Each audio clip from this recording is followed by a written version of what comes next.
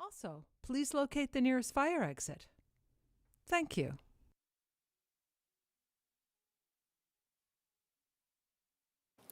I'm Sonia Cimienti, and I have the great privilege of serving as Senior Associate Dean for Medical Education at the Geisel School of Medicine. On behalf of the entire School of Medicine, I'd like to welcome you to the Class of 2025 White Coat Ceremony. At this time, I'm delighted to introduce to you the Geisel School of Medicine Class of 2025.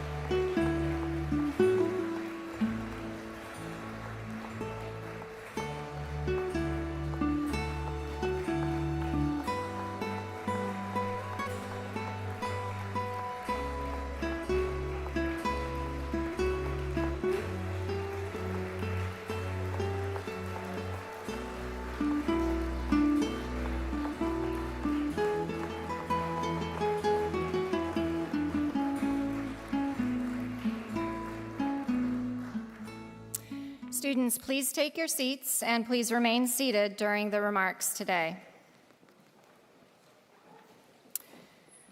To our family members, friends, alumni, and esteemed faculty, on behalf of Dean Compton and all of the members of our leadership team at the Geisel School of Medicine, we would like to thank you for joining us on this very special day.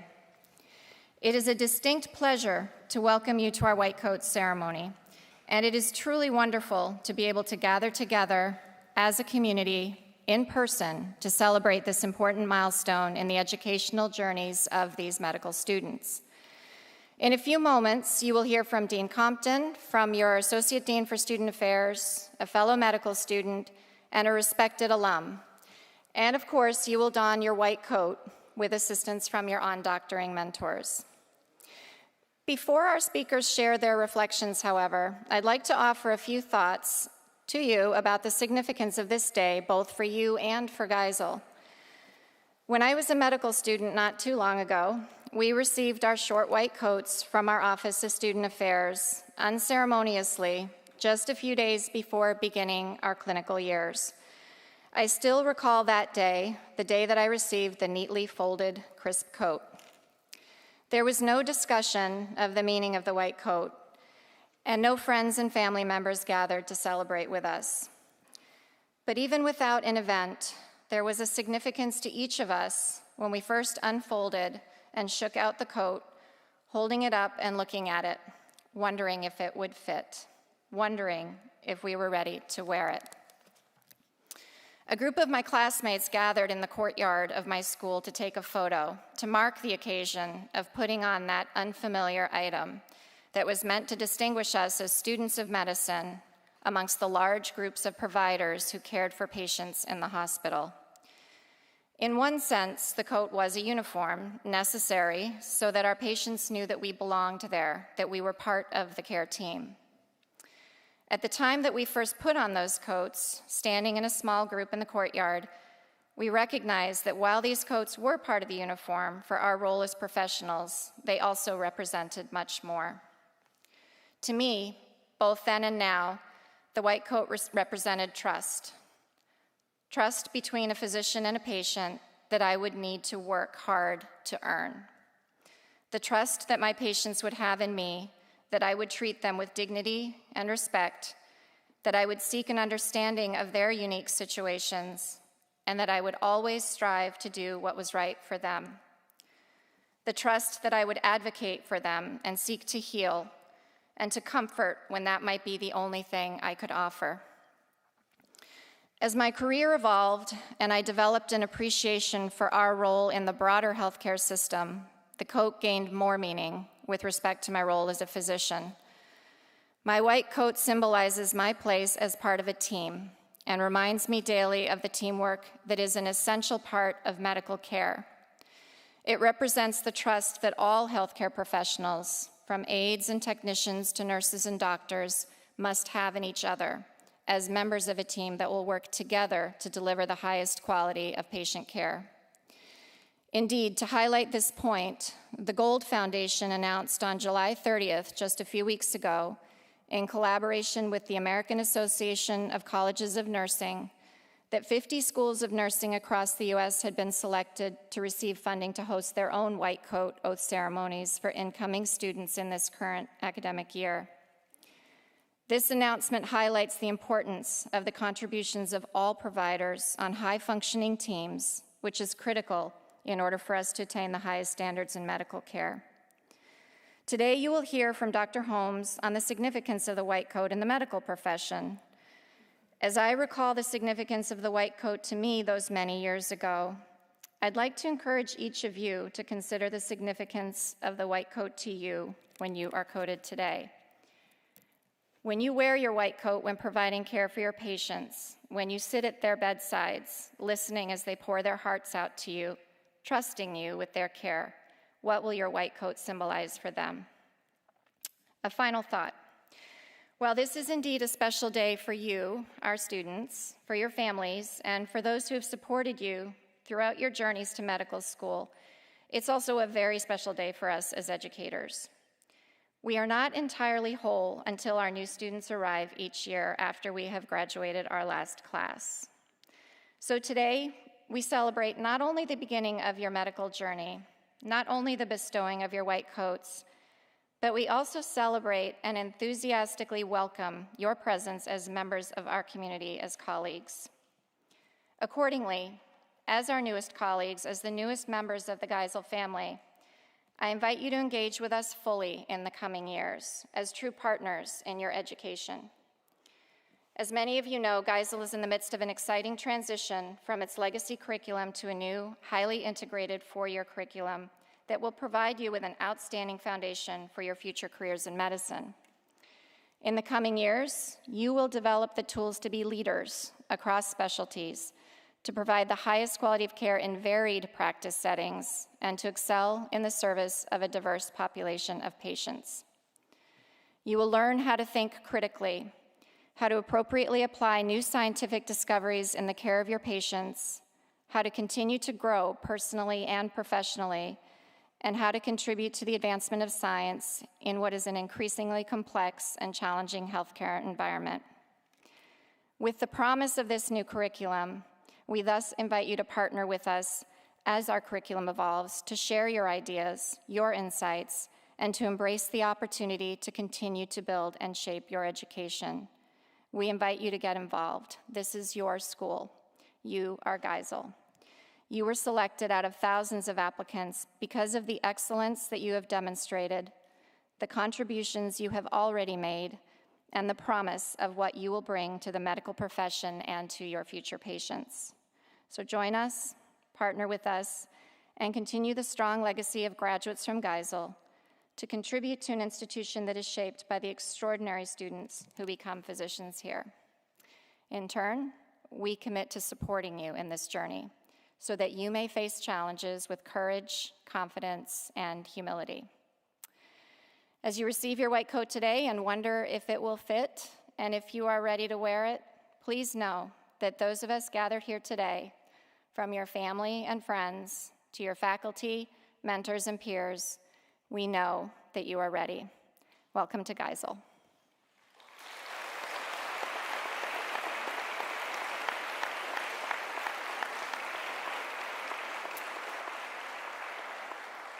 It is now my distinct pleasure to welcome Dean Compton to offer his personal reflection. Dean Compton is Professor of Biochemistry and Cell Biology at Geisel. He is an educator in the basic sciences in the School of Medicine.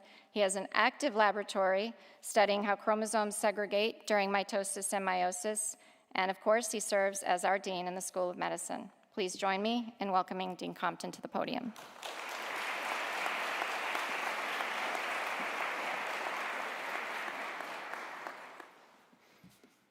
Thank you very much. Good afternoon, class of 2025.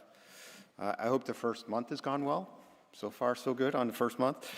Let me start by extending a very warm welcome to all of your family and friends who are here today. This is a really important day, and I'm glad that you're all here to experience this with our students.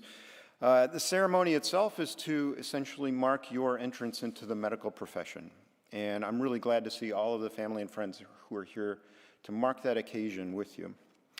So whether your relationship is, if you're a partner, if you have a son or daughter, if you have a niece or nephew, grandson, granddaughter, whatever that relationship may be, you should know that your support is incredibly important to our students and their success. So I want to thank you for that, and just being by their side and being behind them all this for the next several years to see them succeed. I will pledge to you that our faculty and staff are here to help these students become the best physicians that they can be. So that is my pledge to you, and it is our part of the compact that we enter with you in helping to see our students grow and develop. So to the students, it's a good time to take a deep breath and do a little reflection. I'll do that with you, but you're actually nearing the end of the foundations course already and probably already thinking about next steps, so it's a good time to take a deep breath and pause. And I mean literally, take a deep breath in, everyone in and out. So just take a moment. As many of you know, I'm an avid hiker, and I apologize for another hiking metaphor, but just bear with me. I do, before I choose a particular hike that I go on, I do a lot of research. I check, first of all, the weather. I don't really like hiking in bad weather, but I check the weather. I look at distances and elevations. I generally like to go where there's a nice view at the top at the end of the hike, so I look for that. Available water sources, things like that. Most recently, I've been hiking where there are no trails, and so I do a lot of reviewing of topological maps and check my compass coordinates for sure. But all that pre-work I do at home. And inevitably, when I start my hike, things start going uphill. And it's an important point that at that point in time when I've just started, things are going uphill, that I hear an argument starting in my mind. There are two voices happening. One voice is saying, "What are you doing out here in the middle of nowhere?" And then the other voice is saying, "Wow, let's go find out what's out there." And I rarely hike the same trail twice. And I'll say, for those of you who were there yesterday, except for Holt's Ledge, I do that one all the time just because it's in my neighborhood. But I rarely do the same trail twice. And so a lot of this pre-work is very helpful. And it helps me always see something new, see something different, it essentially expand my horizons. So as a metaphor, it's a bit like the journey you're starting here. You did a lot of pre-work before you arrived at Geisel, I'm sure, and during the interview process, during your selection, during your thought process about where you'd like to go. And our first day of orientation was almost precisely a month ago now, and on that first day of orientation, you stood at that metaphorical trailhead for the journey that you're entering now. And so you're on that path. You're on that path now. You're moving forward. It's a step-by-step process, and it probably seems like things are moving really fast, and probably going to get even a little faster for you as things go forward. But what I hope and what I want for you is for you to keep listening to that inner voice in your head saying, let's go find out what's out there, and not listening to that other voice. In the first month, I hope you've begun to experience the real power of teamwork. You're not alone. Actually, none of you should ever feel alone in this journey. You're on this journey together. You've already probably felt that sense, that buoying sense from your classmates. They're on this path with you. You may have even started to like TBL sessions by now. I don't know. You will grow to love them if you haven't yet. I've also learned that as a group, you have a very active social calendar on the weekends, and I want to take this moment to thank you for including us in your social calendar this weekend. Yet there is more to this team than your fellow students and your classmates. As I mentioned during that very first session in orientation, we are walking here right beside you. We're on this journey with you. The faculty, the staff at Geisel, at Dartmouth Hitchcock, at the White River Junction VA, at all of our clinical sites where you'll be training, these are all your partners, and we're here to help guide you along this path. And I think you may just be starting to get a feeling for the way in which we're fulfilling that role for you. So in Foundations, for example, we've entrusted you to Dr. Myers, and I think you're now experiencing how much Dr. Myers is dedicated to your success. I'm so pleased to see so many of the on-doctoring group leaders participating today. They are incredibly powerful partners in this journey that you're on. So I'll tell you, you're a month here, you're just scratching the surface about how much input and emphasis that our faculty and staff will be putting on you and your development. So when I speak to alumni, it always strikes me, and today I stand before future alumni, and that's how I think about this. And this is why I raised this, because when I speak to alumni, it always strikes me, and admittedly fills me with a bit of pride, but it strikes me how strongly they talk about their fondness for the relationships that they built while they were here in medical school. And it's not just with classmates that those relationships and those bonds are both amongst you as classmates, but also with the faculty and staff. These are remarkably strong bonds, and many of those conversations that I have with alumni have a very interesting feature to them, and that feature is that when they left Geisel and began practicing in other systems, they came to realize that individuals that they were working with who graduated from other schools simply never had that same sense of connection to their classmates or to their faculty and staff. It is really something that is special about this particular place in the school, and you will grow to learn that and appreciate that. And that is an important essence of this journey that you've started. A journey that will prepare you to be the best possible physician, and also a journey that will build lifelong relationships for each and every one of you. So today, the ceremony, we formalize the beginning of your journey to become a physician.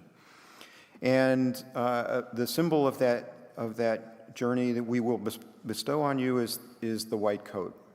It's a profound symbol, and Dr. Holmes in a moment will give you the history of the white coat and its purpose and its significance. The symbolism of the white coat and the person that wears it includes characteristics of purity and integrity and cleanliness and many other attributes that are ascribed to the medical profession. But I would ask that you consider one other perspective, and that is how the power of the white coat lies equally in how you act and behave while you wear it, as it does in how others perceive you and see you while you are wearing it. So that's an important perspective to keep in mind, and I just ask that as you don your white coat today and each day hereafter, that you be aware of your surroundings, and just be mindful of how your presence and your actions will have an impact on those around you. I say this because you have immense power to make positive change in the lives of other people.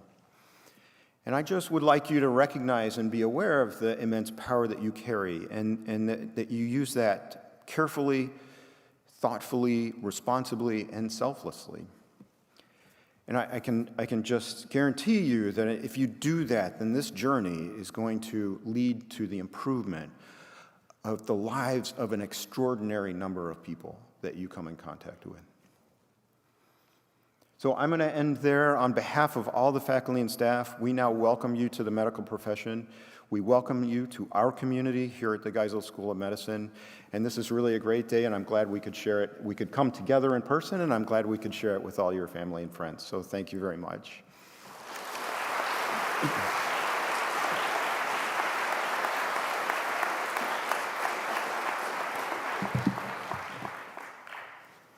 Thank you, Dean Compton. I now have the privilege of introducing Dr. Allison Holmes. Dr. Holmes is Associate Professor of Pediatrics and Associate Professor of the Dartmouth Institute. And of course, she serves as your Associate Dean for Student Affairs. Dr. Holmes will join us to share some history of the white coat.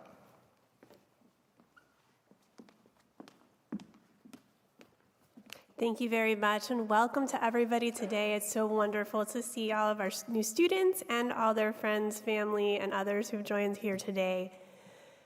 So the very first white coat ceremony took place in 1993, and this was at the Columbia University College of Physicians and Surgeons. At the time, Dr. Arnold Gold was a professor there, and he noted that the existing practice of having students take the Hippocratic Oath at the end of their medical training really occurred about 4 years too late, and it wasn't what Hippocrates had actually done. So the ancient founder of our profession had insisted that students take the oath at the start of their studies. So what the Gold Foundation did by instituting the white coat ceremony, the purpose was to emphasize humanism in medicine and commitment to the profession at the very start of medical education. And in just a few years, the ceremony was adopted by nearly every medical school in North America. So when we think about it, potentially apart only from the distinct attire of our various religious leaders, the white coat might be the next most indicative of a profession. It came to prominence in the early 1800s as those who were taking a scientific approach to the art sought to distinguish themselves from other healers who were not as evidence-based. When you wear it, everybody knows instinctively just who you are and that you're there to help them in their times of greatest need. To this day, most patients appreciate the wearing of white coats by their physicians. That said, they're not always without controversy. Is the coat elitist? Does it carry germs that might harm instead of heal?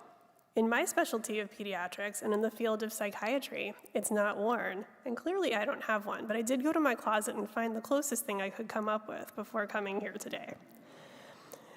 While in 2021, one may make an individual decision about whether or not to wear the white coat when seeing patients, the meaning of this day remains true to its intentions, in that we hold to the oath of Hippocrates, whom I'll reference here, in that into whatever homes we may go, we enter them only for benefit of the sick, avoiding any act of impropriety or corruption. The donning of your coats today is the mark of transformation and of entry into the profession.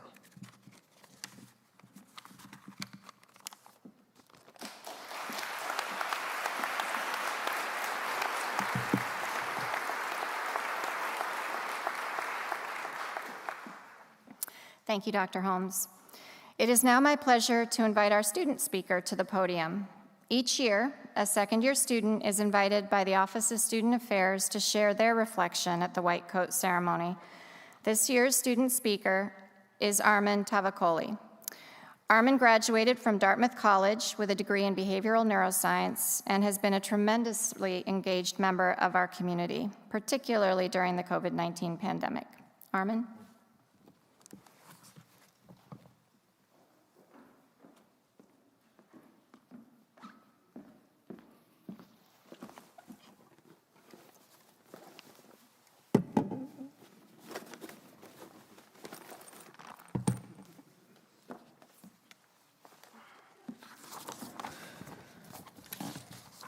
Class of 2025, if you're looking at me wondering, who is this kid? Why is he talking to us? And what qualifies him to give us any advice at all? Well, you would be right. The truth is, I don't quite know who I am yet. I have no idea why I'm talking to you, and I'm definitely not qualified to give you any advice. Frankly, I'm still trying to figure out how on earth I got into medical school. So why did I show up today anyway? Well, some time ago, I was sent a lecture that made me reconsider how I approached medicine. I'm here today to share that with you, but first, 2 disclaimers. Number 1, nothing I tell you today is original. I'm not that smart. I couldn't come up with this stuff if I tried.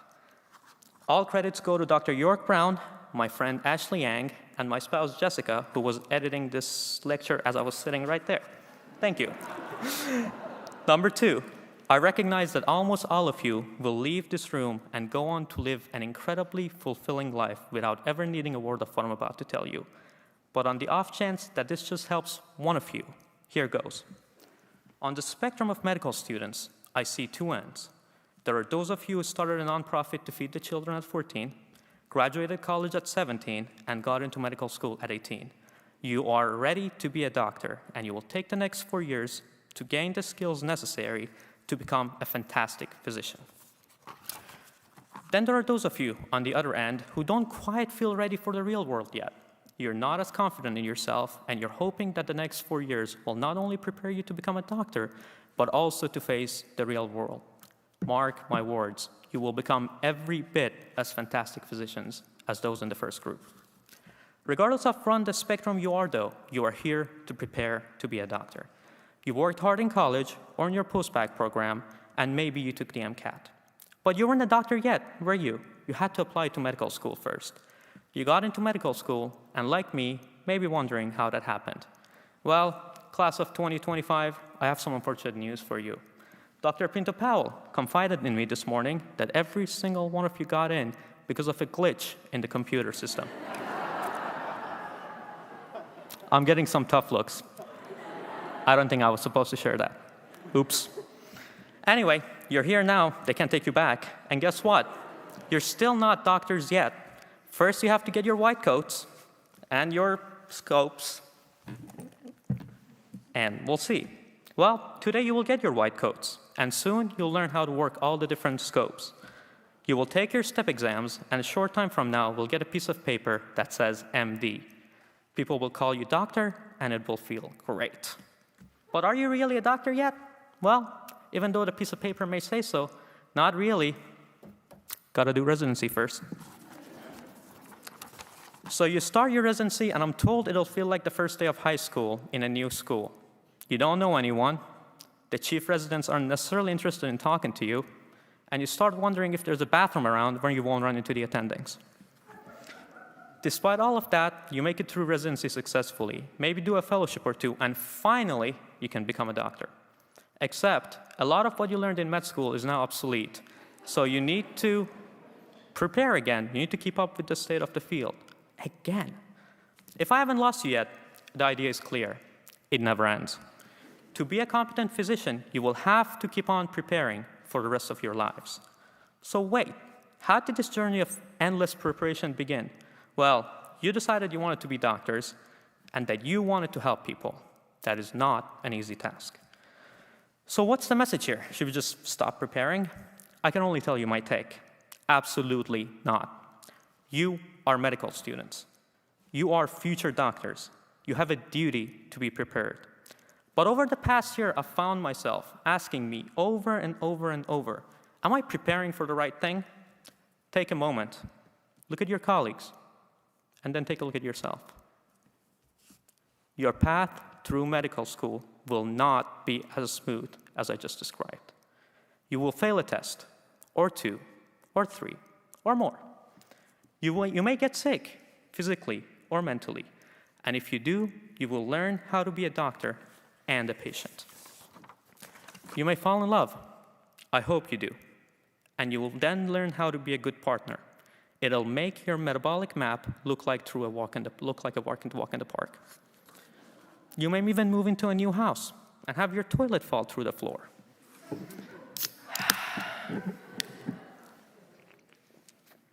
You'll have to learn how to deal with that too.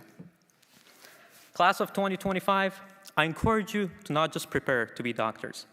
The reality is that we don't know what the future holds. Finding new friends, losing a loved one, 12 first author publications, cancer, there's just no way of knowing.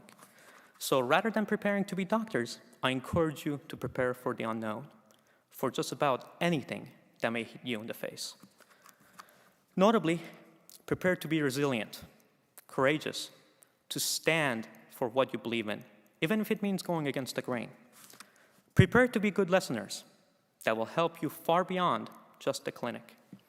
But if you don't do anything else I told you today, prepare to be compassionate. Please, hear me out.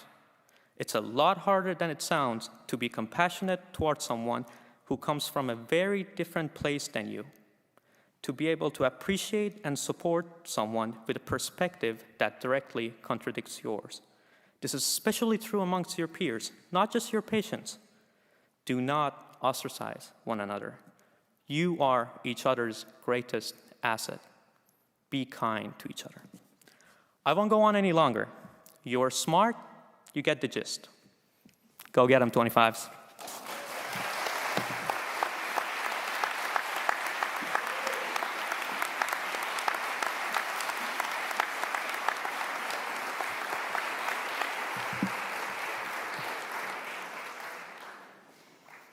Thank you, Armin.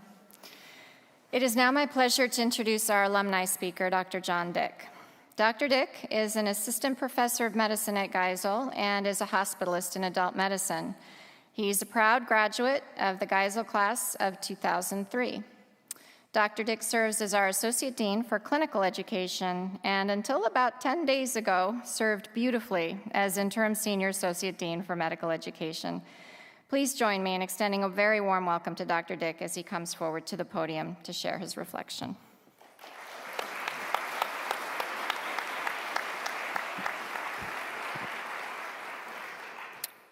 Thank you, Sonia. I'm the happiest person that you're here, so thank you. Tina, maybe for the future, for guest speakers, we could have them come before the student speaker because it's a really humbling experience to have to follow that. Nice job. Nice job. So thank you and welcome again to this important ceremony, in which we take pause from an otherwise chaotic world around us and our lives to celebrate the newest members of our profession here, the individuals of the class of 2025. I believe that time-honored ceremonies like this are good for our souls and give us hope for better days ahead, and we need that now, collectively. My former professor and fellow Geisel alumnus, Dr. Joe O'Donnell, used to talk about thick and thin institutions.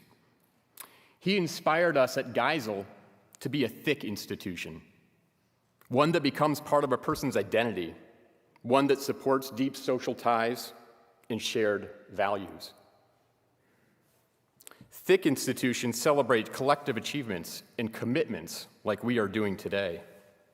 Thin institutions, on the other hand, are those where people pass through for their own good and have no mark left upon them. How sad.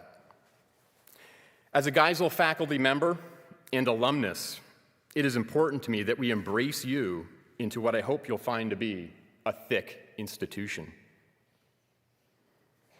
One with a shared common goal, with rites of passage, and something that you become rather than pass through. That's the institution and the profession of medicine as well. It's a privilege for me to be involved in this symbolic event at this time. Perhaps like many of you, I found the past year and a half to have been unsettling on good days and downright catastrophic on bad days. The continued uncertainty, fear, and polarization of our society have exacted tolls on each of us. Like no other time in recent memory, we have learned what it means to suffer collectively. While this suffering has been felt unequally and has exposed the inequities that exist in our society, I think it would be hard to find a family that has not faced a serious illness, loss of job, uncertain future, or loss of a loved one.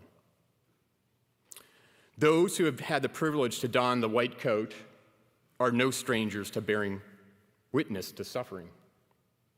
That is, in fact, a large part of what we do, and central to the concept of compassion, literally, to suffer with. As healthcare providers, we fail our patients if we do not bring our emotional selves, along with our intellect and clinical acumen, to our encounters. We are trained to deal with uncertainty, making decisions based on probabilistic reasoning, listening to the noise for hidden clues, and sometimes cutting through that noise when the acuity of the situation demands it. That said, having to do this as frequently as we've had to do this over the past year during this pandemic is unprecedented for our generation and has been extraordinarily challenging and sometimes leading to moments of hopelessness.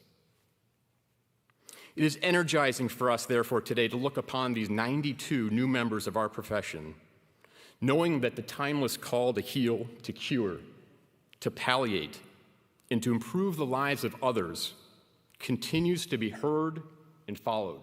Thank you. I received my first white coat 20 years ago here in Hanover. We did it outside 20 years ago, or 23 years ago, but it's good to be inside today. It was a proud moment for me and my family, as I hope it is for you and your families and loved ones with you here today. I valued the multiple white coats that I've owned, and I've worn them with both pride and purpose. When first starting out, prior to obtaining my now gray hairs, they allowed me to more confidently enter a patient's room and demonstrate that I was there to help and perhaps had something to offer. You'll be in that position soon. For many patients, but not all, the white coat signified that I was someone they could confidently share their concerns with.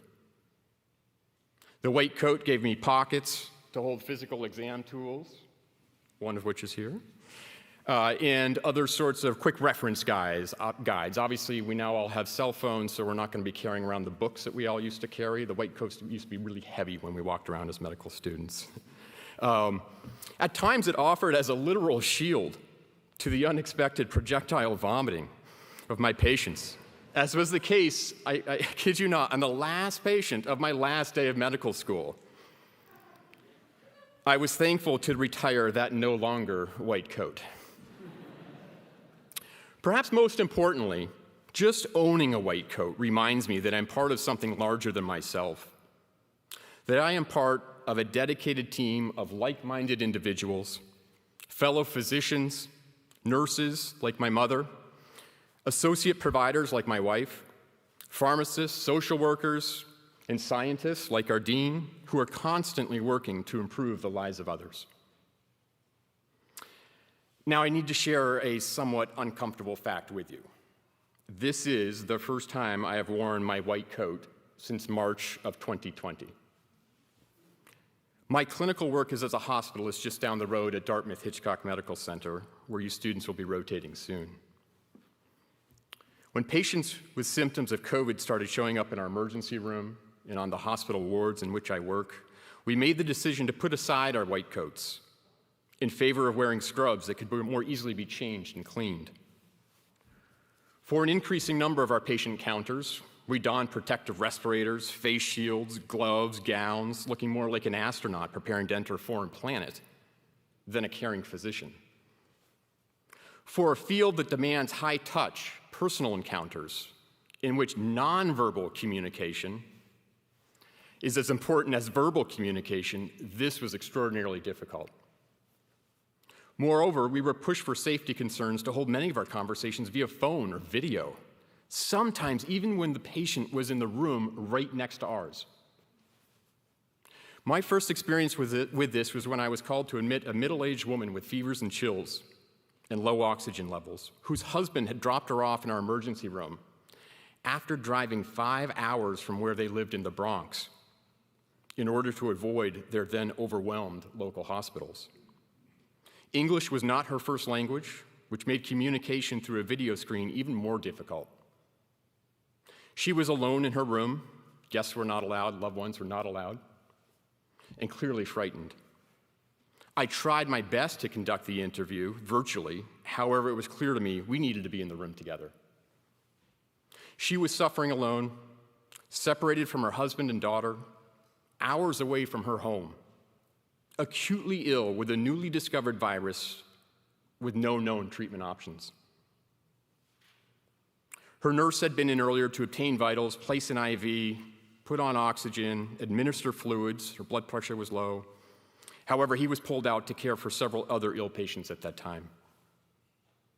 I donned my personal protective equipment, entered the room, and sat with her for the next 40 minutes, trying to be as human as possible in my spacesuit, attending to her needs, hiding my own discomfort with the situation without my white coat. While I've certainly done this before with other patients with airborne diseases such as tuberculosis and disseminated varicella, this was different. We were both afraid. The patient for her own well-being and that of her family, me for the patient, for myself, for my fellow colleagues, for my own family who I'd be returning to home later that evening. This was still early on in the course of the pandemic, and a lot was unknown about the risk of transmission.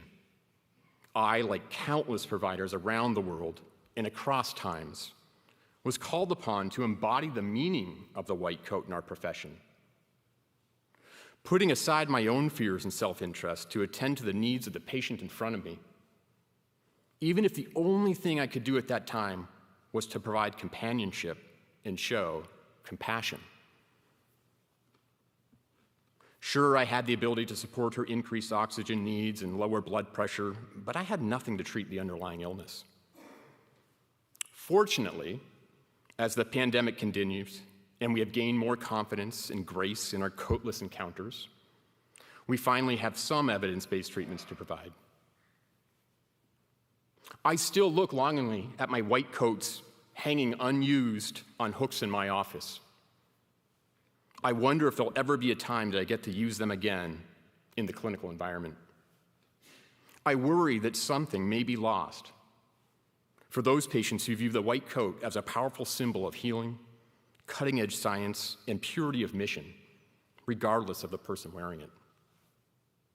I wish this pandemic had never occurred, that our patients were not forced to spend hours, days, and sometimes weeks alone in a hospital room, separated from their loved ones, with physical barriers between them and their healthcare providers.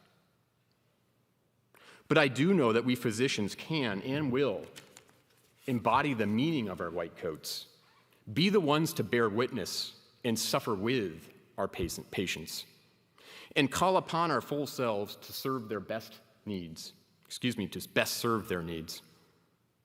I have no doubt that you too will eventually transcend your white coat. In the meantime, when circumstances are appropriate, I encourage you to wear it with pride and humility. Fill its pockets with the tools of our trade, letting those around you know that you are part of something greater than yourself.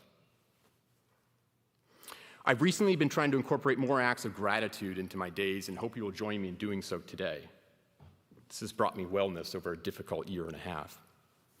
I'd be remiss not to thank my own wonderful family, my wife, my 2 children, my parents, each of whom has provided me with the necessary support, guidance, and forgiveness to allow me to strive to be the best version of myself. I'm sure your family members are doing the same for you. To the class of 2025 and all those who have supported your journey to this day, thank you. Students, thank you for choosing this profession for which you have already sacrificed much and will devote increasingly more of yourselves to in the coming years. I hope that medicine will be as good to you as it has been to me. Parents, friends, loved ones, thank you for helping your student on their path to realizing their dream of becoming a physician. The road of support is not over yet. Please know that your efforts will indirectly improve the lives of thousands of future patients. I hope that you are as proud of your student on this day as my family was of me. Faculty and staff, thank you for your tireless devotion to creating the necessary educational environment in which you'll partner to this group of diverse students, with this group of diverse students, and guide them along their path of professional development. I can think of no more important group than our on-doctoring preceptors who are here with us today to help you celebrate this. Alumni, I'm speaking to myself a little bit here, but there are other alumni in the room, and donors, thank you for showing support to the newest members of our school and profession by purchasing their white coats and stethoscopes. This gesture of welcoming is such appreciated and speaks strongly of the thick institution to which we belong. I hope you will continue with this new initiative for many years to come. Finally, patience, past, present, and future. And we're all patients at some point. Thank you for your ongoing trust in our profession, as well as your calls to hold us accountable for the unique privileges you give us. I hope that you benefit from our newest members' commitment to scientific advancement, patient and family-centered care, embodiment of the white coat, and the creation of a more equitable healthcare system in which nobody suffers alone. Thank you.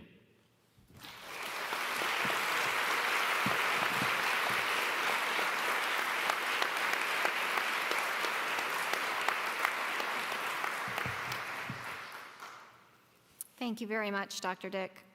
At this time, I'd like to invite Dr. Holmes back to the podium to introduce the mission statement for the class of 2025. Thank you very much. One thing that is unique for us here at Geisel to let our visitors know is that in our white coat ceremony, the class has worked together over the last few weeks to write their own mission statement together. So they have gathered, they have worked, they have written, and they are really quite looking forward to standing together and reciting their mission statement to you, class of 2025.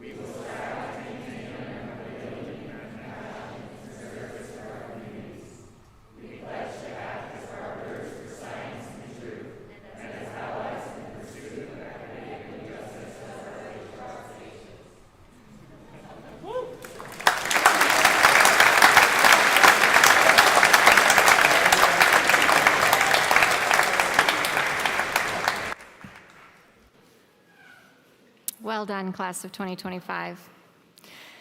I'm now delighted to announce the presentation of the white coats. Students, you will each find in the pocket of your coat a letter from an alumnus of the Geisel School of Medicine welcoming you to the profession. We hope that you will enjoy reading these wonderful notes and that they will hold a special significance for you as you move forward in your educational journey. For our guests, you are welcome to photograph your student as they come forth to be coated. Would the on-doctoring group of Doctors LaRocca and Lovins please come to the stage to be coated? Doctors Matthew and Pinto Powell will be coating the students today.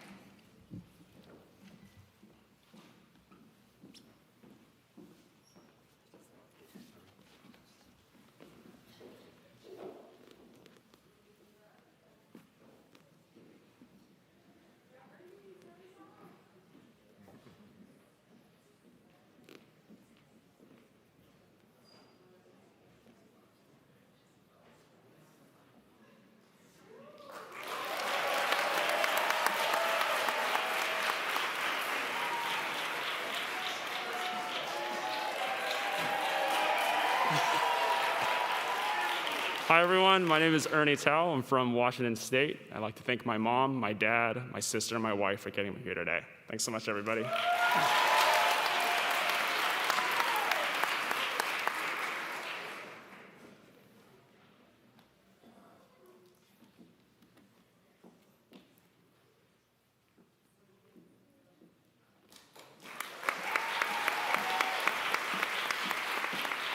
Hello, my name is Frida Velkani, and I call Fairfield, Connecticut my home. I want to thank my parents for all their love and all the sacrifices they've made for me. I want to thank my grandparents in Albania for being my greatest source of inspiration. And I want to thank my grandmother, who I know is watching over me today.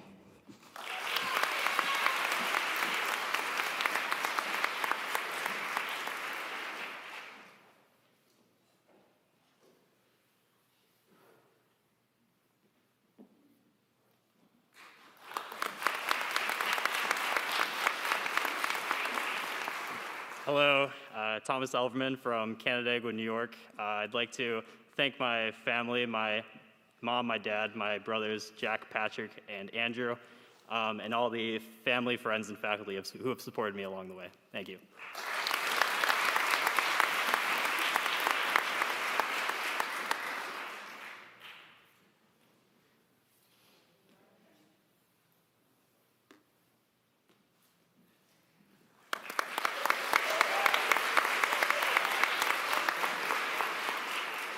Hello, everyone. My name is Julian Gonzalez. I'm from Ibagué, Colombia, and I would like to thank my mom, my family, and everyone back in Miami for making this possible.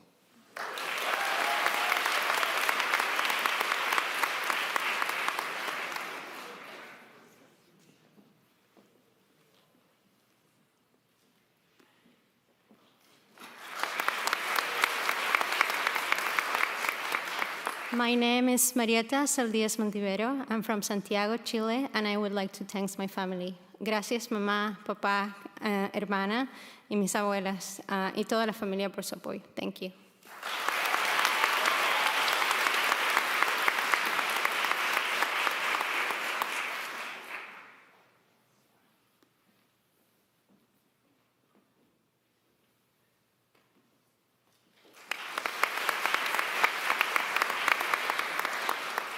Hello, everyone. My name is Adam Schwent.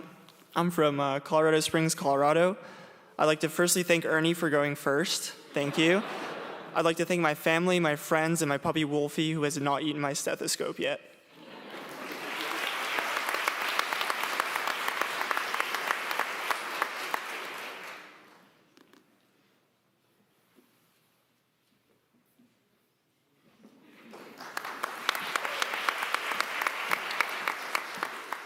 My name is Alexandra Conway. I'm from Potomac, Maryland, and my journey has been made possible through the love and tolerance of my wonderful parents, as well as all the dedicated teachers of Montgomery County Public Schools.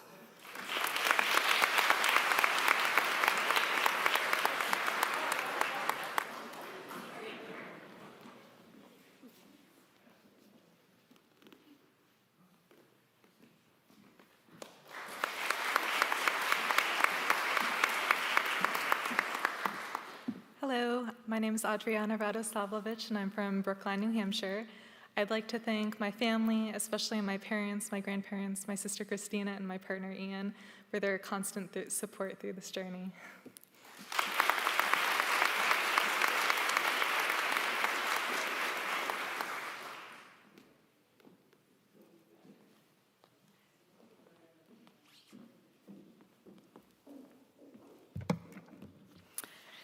Would the on-doctoring group of Doctors Mackwood and Zug please come to the stage to be coded?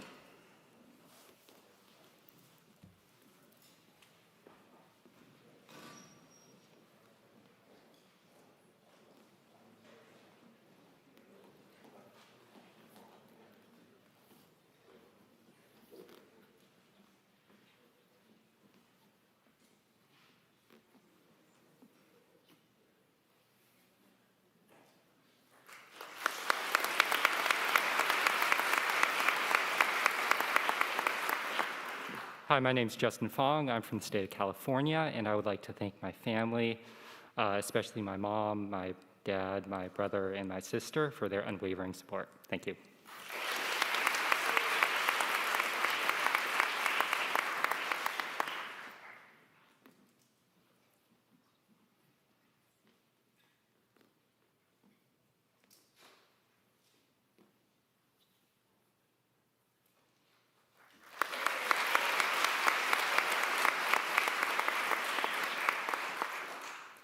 Hi, my name is Alec Brown. I'm from Stevensville, Michigan. I would like to thank the Academy.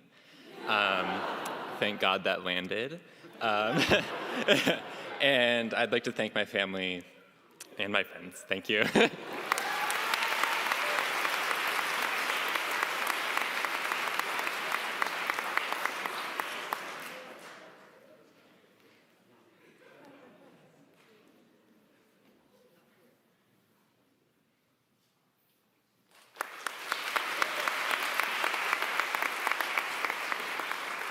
Hi, buenas tardes. Me llamo Franklin Eduardo Correa Dilber. Soy de El Progreso, Lloro, Honduras, y le quiero dar gracias a mi papá, a mi mamá, a mis hermanos, mi familia y todos mis amigos que me apoyaron hasta este momento. Muchas gracias.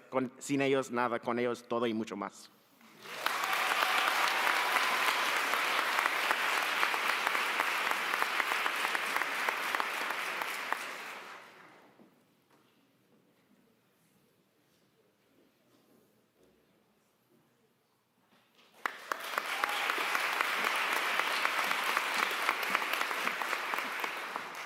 Hi, my name's Marissa Diorio. I'm from North Providence, Rhode Island, and I would like to thank my family, especially my grandparents, my parents, and my siblings for their unfaltering love, support, and encouragement. Thank you.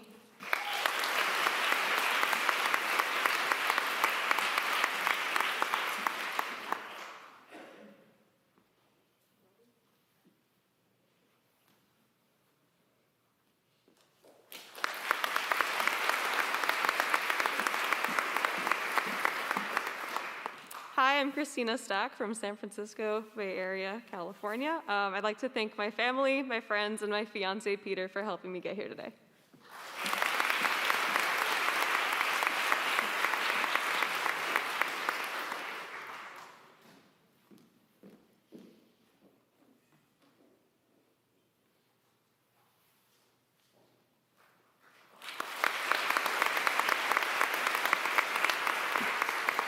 Hi, I'm Grace Martin. I'm from Macon, Georgia, and thank you to my mother, my father, my sister, and my brother for helping me get here. I love you guys.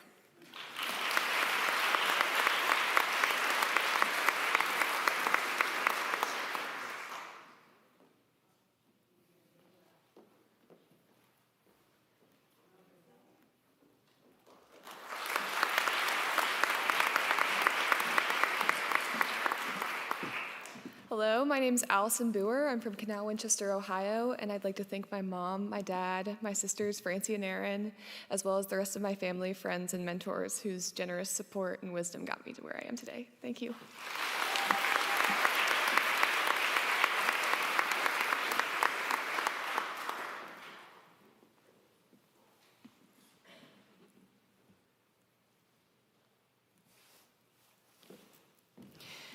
Would the on-doctoring group of Drs. Mishra and Hofer please come to the stage to be coded?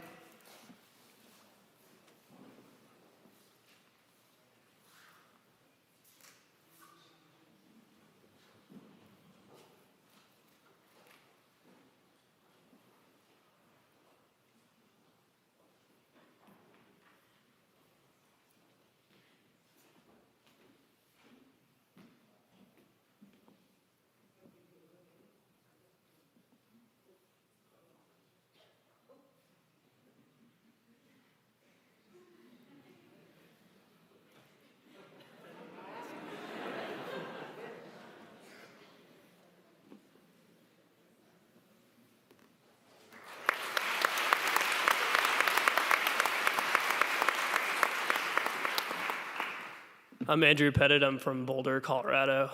Thank you to my parents, my partner Andrea, my teammates, and my mentors for getting me here today.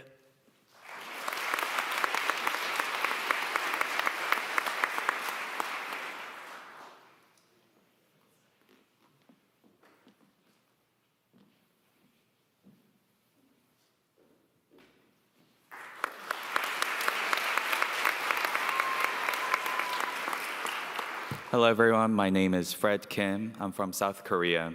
I'd like to thank my family that's watching from Korea and also my friends and mentor, Muna, Artie, and Jessica for coming here to support me. Thanks.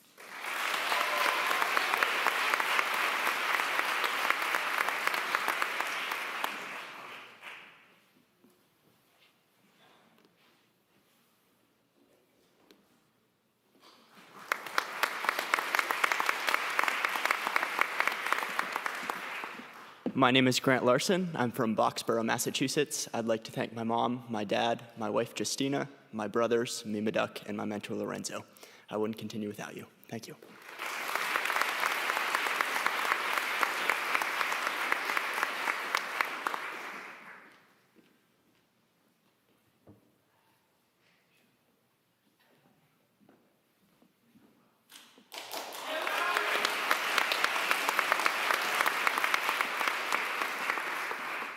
My name is Kenneth Greco from Thornwood, New York, and I just want to thank my wonderful parents, my amazing girlfriend, my two brothers, and my late grandmother. Without you, there's no way I'd be here today.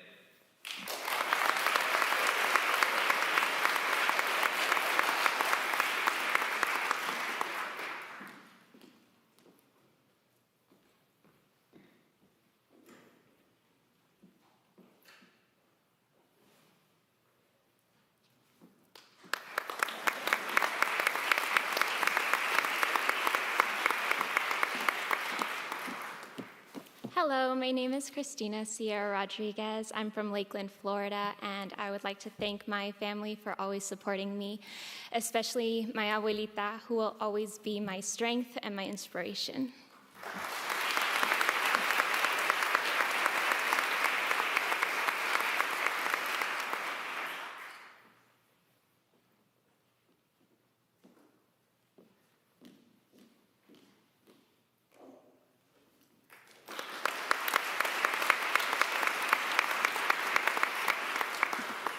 Hi everyone, my name is Ann Dion and I am from Laconia, New Hampshire.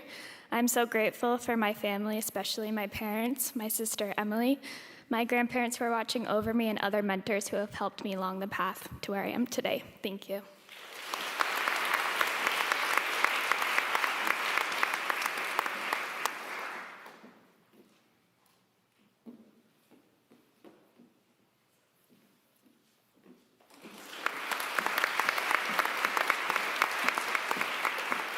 Hello, my name is Mary Harris. I'm from Simi Valley, California. I would like to thank my mom, my dad, my partner, all my family and friends, my coworkers and patients who inspired me and supported me to get me here today. Thank you.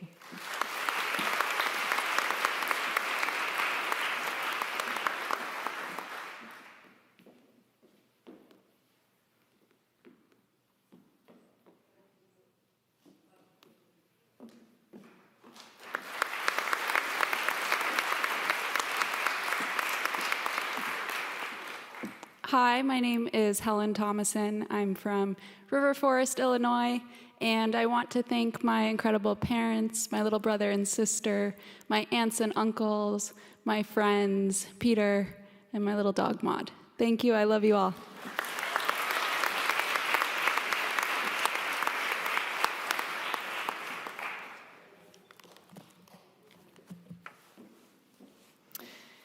Would the on-doctoring group of Doctors Mather and Farrell please come to the stage to be coded?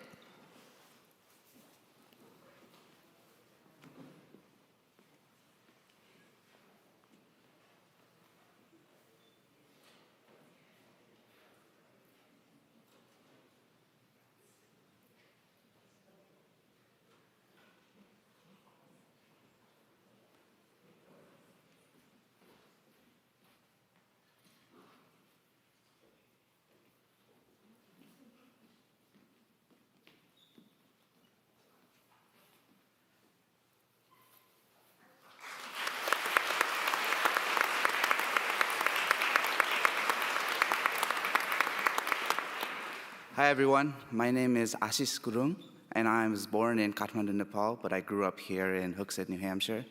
I'd like to thank my mentors, my friends, the people who've inspired me to take up this profession, and for my family, मेरो परिवार, हजुरबा, हजुरआमा, बाबा, मामु, मेरो भाइ, बहिनीहरूलाई एकदमै धन्यवाद हजुरको प्यार र मद्दतको लागि. Thank you everybody.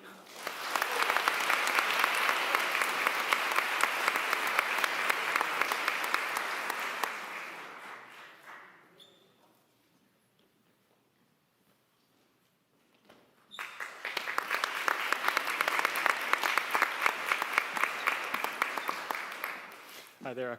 My name is Liam Locke. I'm from Basalt, Colorado. I'd like to thank my parents, my grandparents, especially my grandfather, Robert Cross, my girlfriend, Sophie, and all the teachers that I've had who have helped me get here today.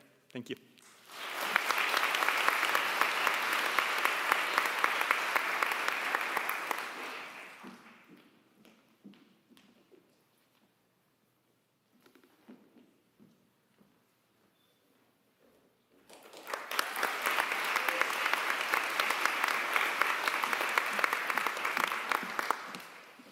Hello, my name is Beatrice Fernandez, and I would like to thank my parents. You guys crossed borders to get me here. Thank you so much. Thank you to my boyfriend Victor and the leaders in my faith, Pastor Claudio and Pastora Neng.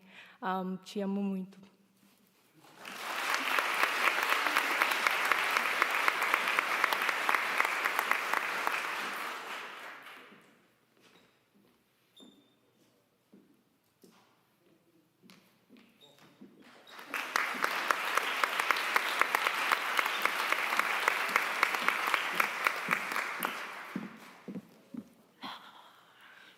Hello, everyone. My name is Maria Cristina Gil Diaz. I'm from Caracas, Venezuela. Wait. I would like to thank my mentors, my family, and everyone that's... Sorry.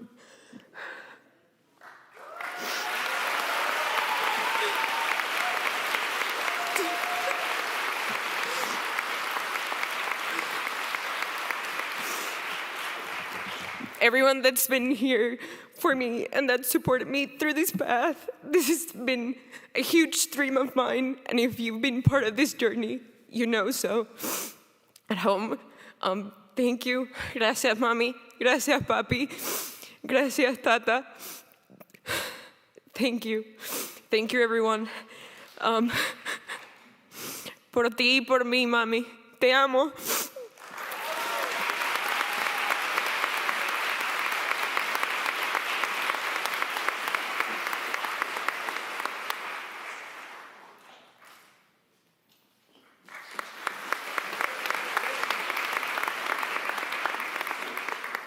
Hi, I'm Isabel Jarmalin from Miami, Florida, and I just wanted to thank my family for being here and for your love and generosity.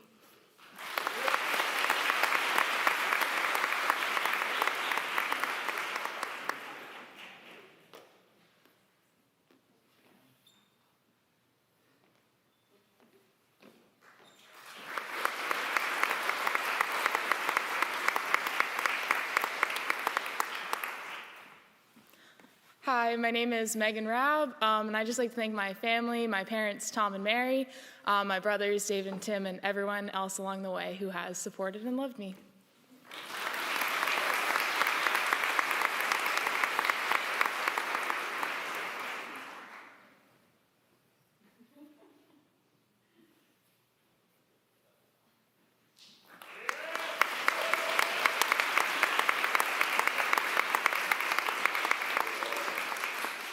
Hi, my name is Ian Lichtenstein. I'm from Portsmouth, New Hampshire, and I'd like to thank my friends and my family, especially my spectacular parents, Karen and Stephen, my brother, Sam, my partner, Anna Hayes. Thank you for your love and support.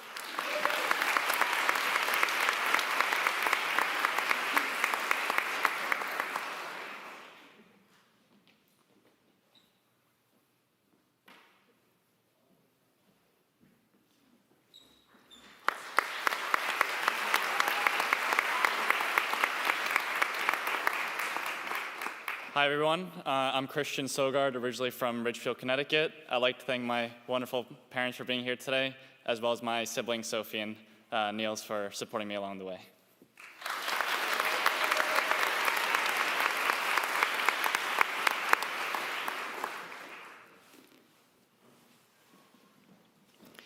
Would the on-doctoring group of Doctors O'Connor and Daly please come to the stage to be coded?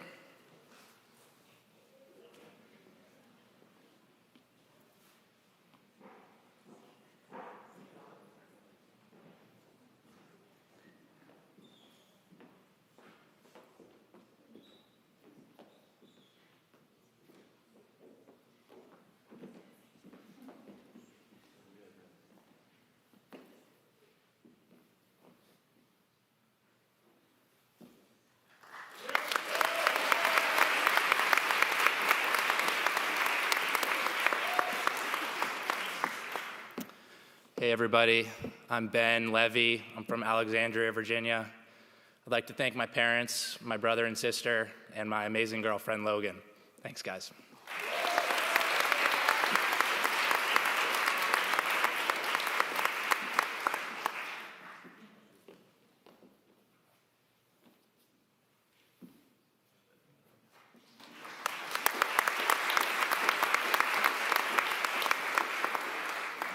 Hello, everybody. I'm Jack Donahue. I'm from Hershey, Pennsylvania. I'd like to thank my parents, my sister, Grace and Kara. I'd like to thank my girlfriend. Wouldn't be here without you. Thank you.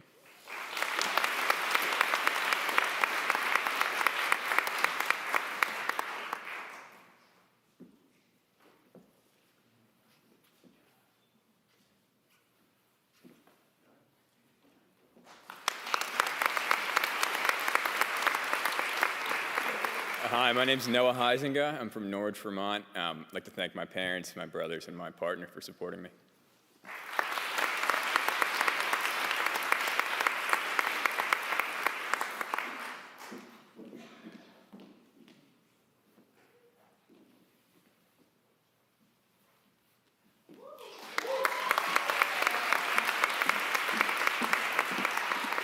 Hi, I'm Divina Gonzalez Espinosa. I come from Corona, California, and I'd like to thank mi Papa Julian, my Mama Luz, my mom, my dad, my brother Angel, and my husband Vernon. Thanks. Love you guys.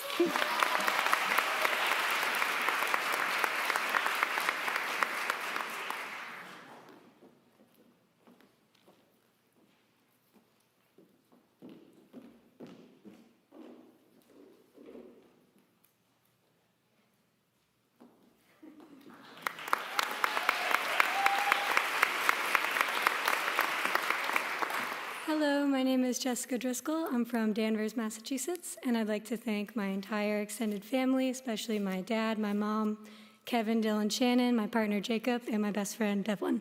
Thank you.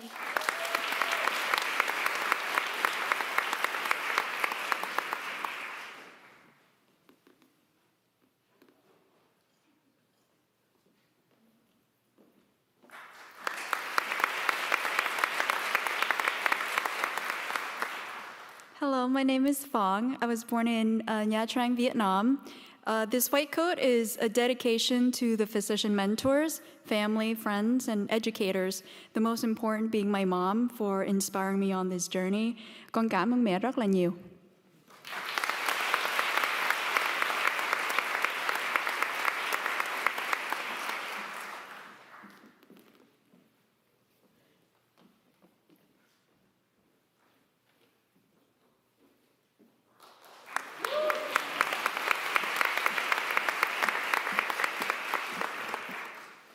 Hi, everyone. I'm Chinmayi Balachandra from Sacramento, California.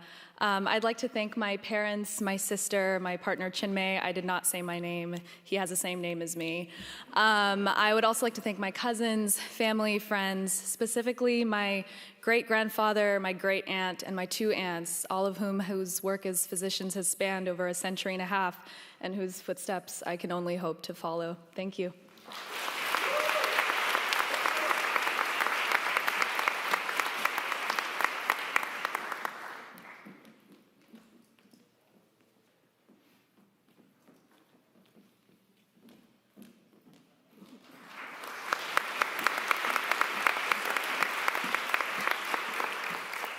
Hi, I'm Michelle Dong. I'm from Ontario, Canada. I'd like to thank my family and my friends who feel like family for being my biggest cheerleaders over the years. I love you guys so much.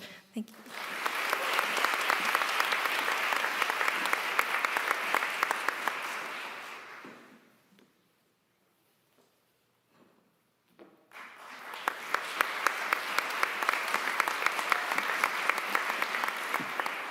Hi, everyone. I'm Monica Gabriel. I'm from New Canaan, Connecticut, and I owe everything in the universe to my family. Thank you especially Mom and Dad, who have loved and supported me through every single chapter. My grandma, who's on the live stream, my older brother, Tyler, and my rock and partner, Andrew. I love you guys so much.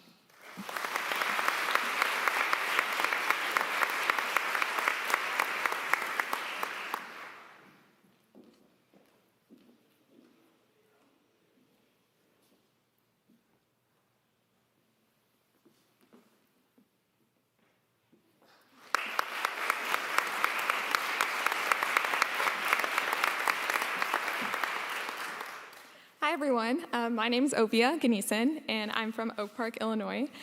Firstly, I'd like to thank Geisel and my wonderful classmates. I'd also like to thank my friends and mentors for helping me get here. And I'd like to thank my family. There aren't enough words to describe the gratitude I have for my mom, dad, sister, and brother. Thank you so much, and I'm sharing this with you. Thanks.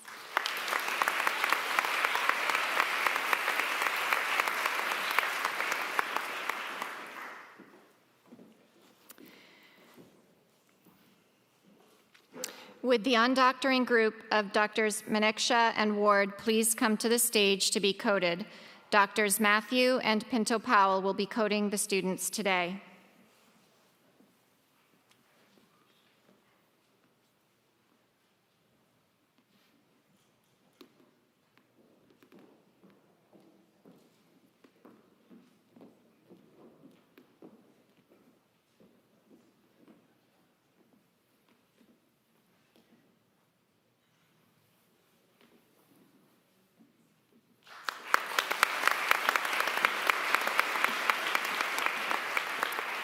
My name is Omar Sajjad. I'm from Pleasanton, California.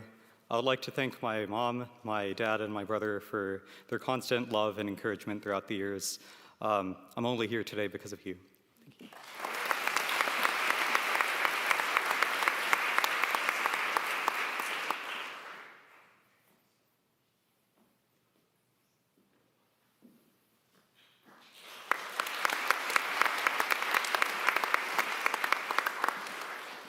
Hi, my name is Ben Wagner, and I'm from West Orange, New Jersey. And I'd like to thank my parents, my siblings, my amazing fiance Orly, and my grandparents, especially my late grandpa Bernie, for inspiring me to pursue this path. I wouldn't be here without you guys. Thank you.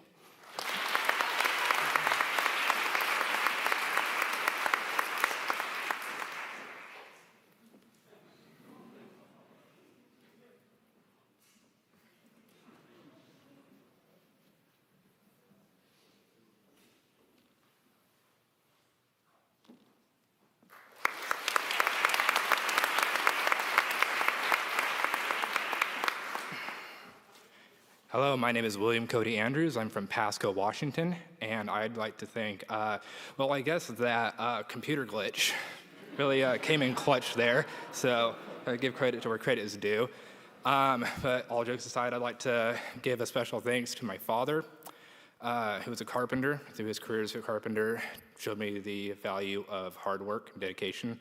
My mother, who through her sacrifice of her career to become a stay-at-home mom to raise me and my brother, showed me the value of devotion. And to my brother, through just his immense personal struggles in his own life and his perseverance through that showed me the value of perseverance and dedication. So thank you.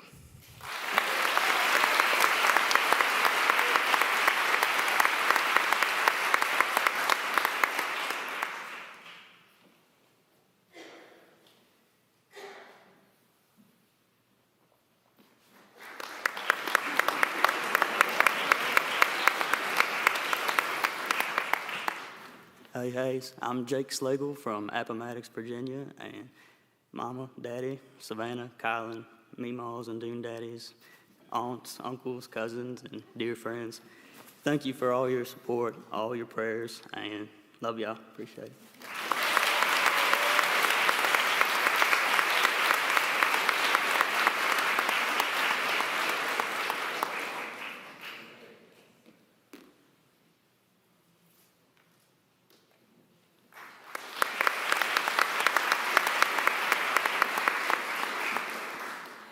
Hi, my name is Jacinta Palick. I'm from Manassas, Virginia, and I would just want to thank my mom and my dad, my brother Joey, and my partner David for everything that they've done to support me.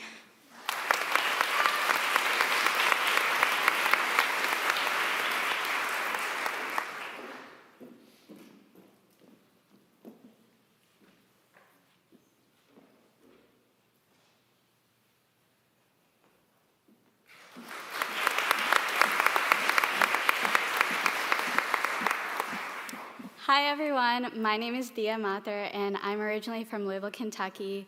I'm here today because both of my parents and my younger brother, who never fail to pick up the phone whenever I call it any hour of the day, and who have given me infinite love, guidance, and support over the years. I wouldn't be half the person I am today without the three of you. Thank you.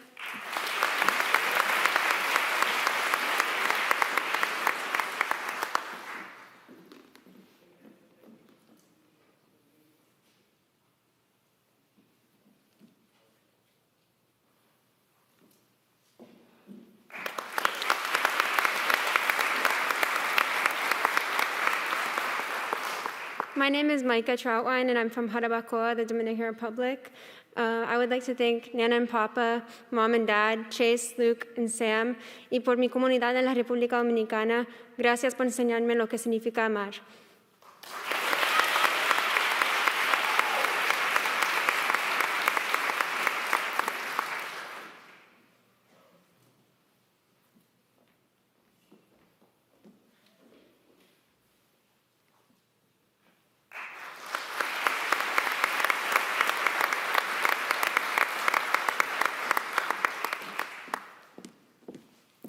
My name is Rachel Chaco. I'm from Mechanicsburg, Pennsylvania, and I'd like to thank my parents, Mary and Jay, my sister Sneha, and my grandparents watching in Kerala, India, for your support and love and prayers. Thank you.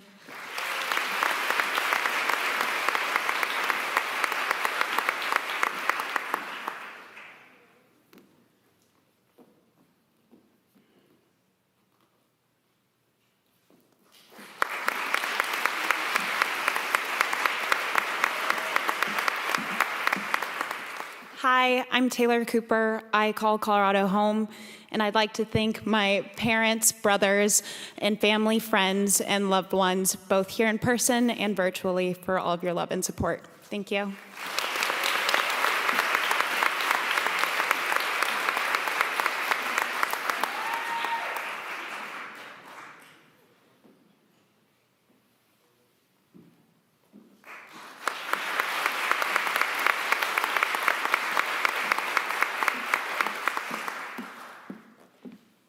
Hi everyone, my name is Sandra Potter. I come from Oakley, California, and I want to thank my parents, my sister, my husband Saul, and his family for supporting me on this journey. Thank you.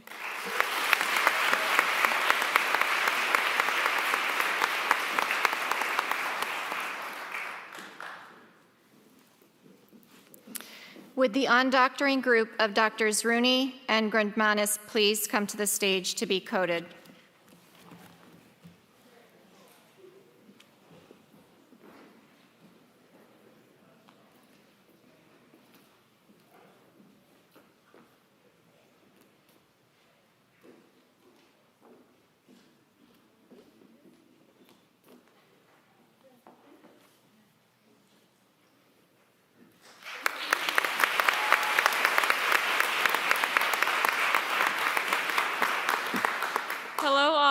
My name is Julia Durant. I'm from Madbury, New Hampshire. I really, truly can't believe that I'm standing here with all of you today, but as we've heard, I think it's a little bit too late to rescind that acceptance, or at least I hope, knock on wood. But on a serious note, I'd really like to thank my family and my friends, my mentors. Everything I am and I have is because of you. Thank you.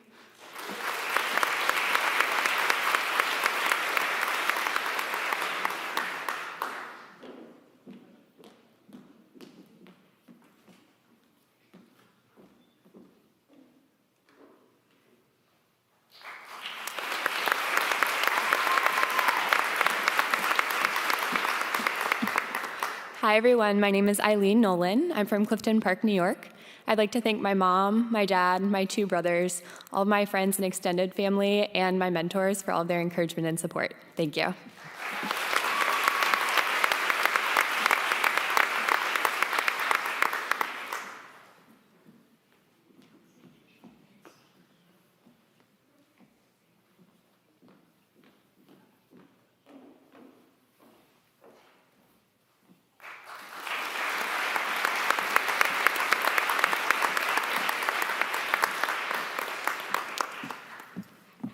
Hi everyone, my name is Nivi Ramkumar. I'm from Curacao, and I would not be here without the support of my loving family, including my dad Ram, mom Geeta, and brother Deepak, the original Dr. Ramkumar.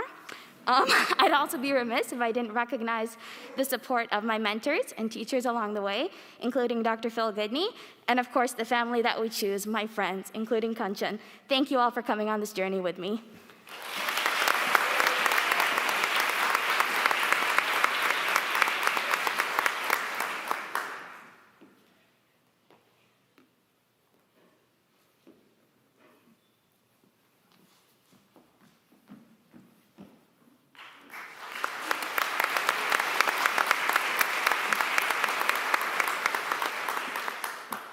Hi, my name is Shivesh. I am from Burlington, Massachusetts, and I would like to thank my absolutely amazing parents, two brothers, friends, and mentors for helping me get here today. Thank you.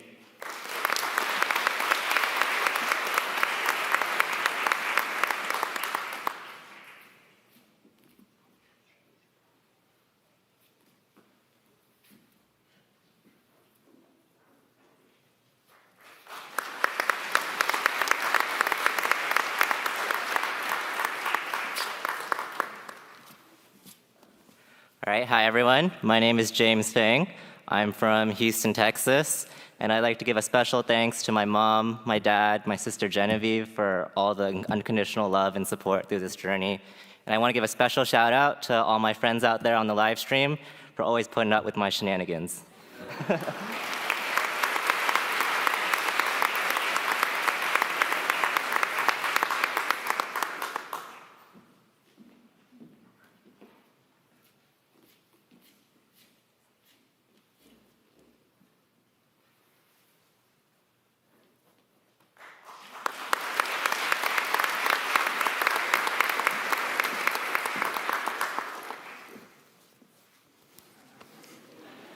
My name is Charlie McGuire.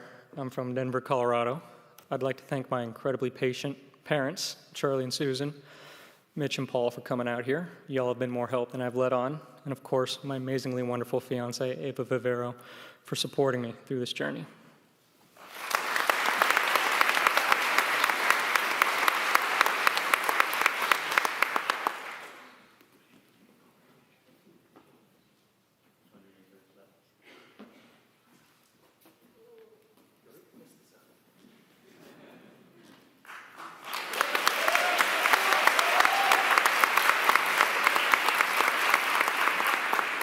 Hello everyone. My name is Tom Skipper. I'm from Norwalk, Connecticut, and England originally. Massive thank you to my mum, my dad, my sister Hannah, and Maria, all of whom are here today. Really appreciate your love and support, and hope I can live up to it and live up to this. Thank you.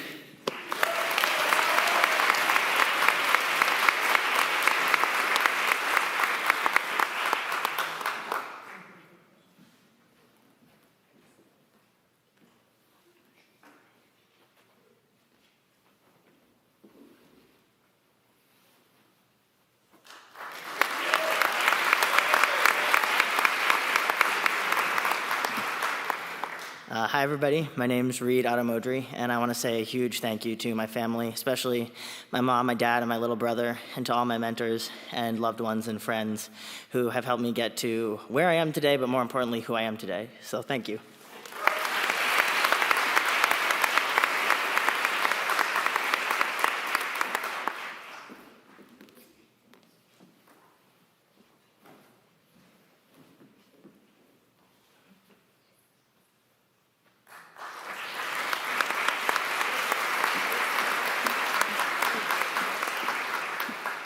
Hello, everyone. My name is Tamar Mosolishvili. I'm from Tbilisi, Georgia. I would love to wholeheartedly thank my friends, my mentors, my teachers, and especially my family, my mom, my dad, my aunt, my partner, Jed, who have loved me endlessly and supported me endlessly.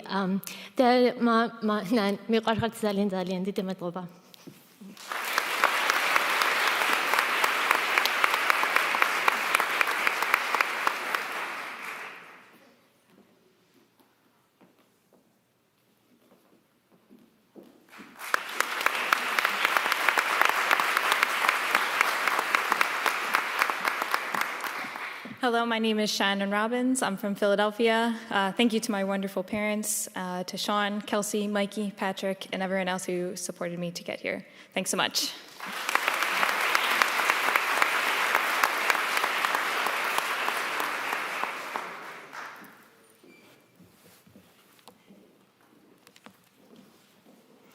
Would the undoctoring group of Doctors Cochran and DeGrossa please come to the stage to be coded? Doctors Matthew and Pinto Powell will be coding the students today.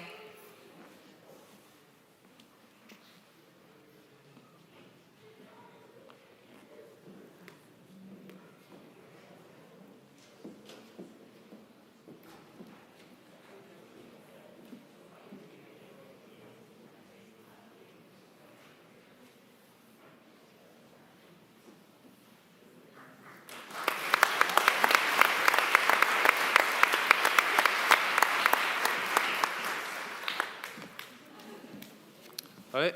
Hello, everyone. My name is Shaheen Shahsavari. I was born and raised in Iran. I just want to thank everybody, including my parents, all my friends, family, mentors, previous, current, and also future physician colleagues as well. I wouldn't be here without you, and I wouldn't be the physician I would be.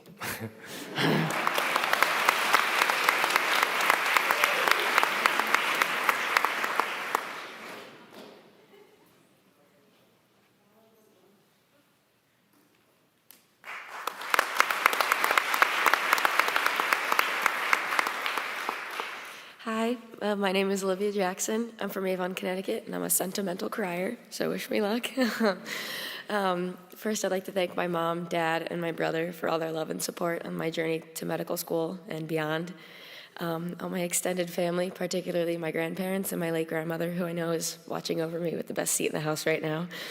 And all of my friends, teammates, and boyfriend who have kept me sane thus far. I couldn't have done it without each and every single one of you, so thank you.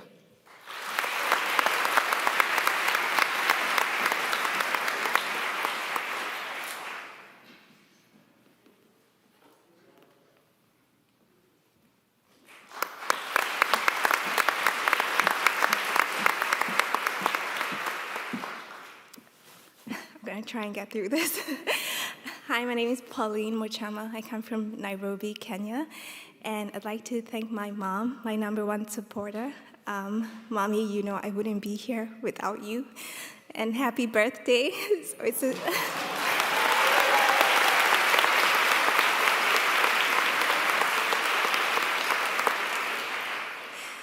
And I'd also like to thank the rest of my family, my dad, my brothers, my sister, my auntie and cousin who came from Ohio. Thank you so much for your support. And this is for you guys. Noah Benda.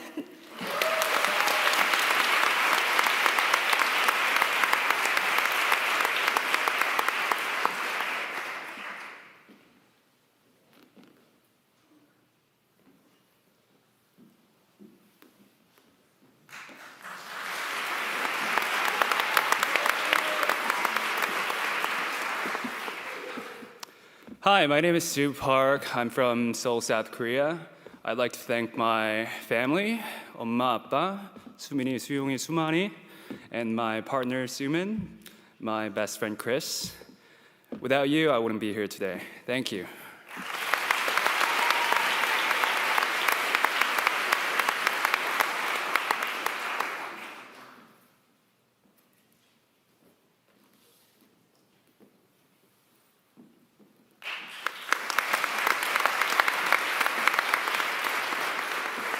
Hi, my name is Tim McAuliffe. I'm from Wyncote, Pennsylvania, and I want to thank my family, my mom, dad, and sister for all the love, care, and support you've given me to get me to this point.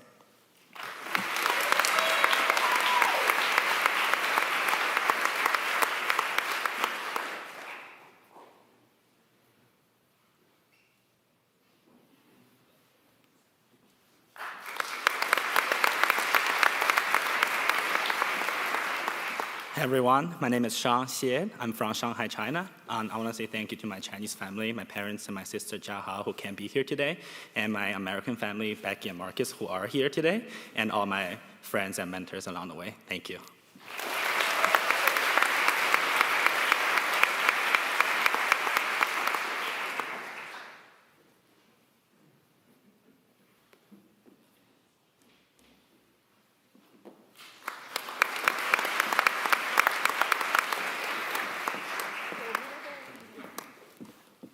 Hi everyone, my name is Sola Farquhar. I'm from Albuquerque, New Mexico. I'd like to thank my mom and dad and my older brother Norman for believing in me and dealing with me when I thought I wanted to be a lawyer and then decided I wanted to be a doctor. And my awesome classmates, this is so cool.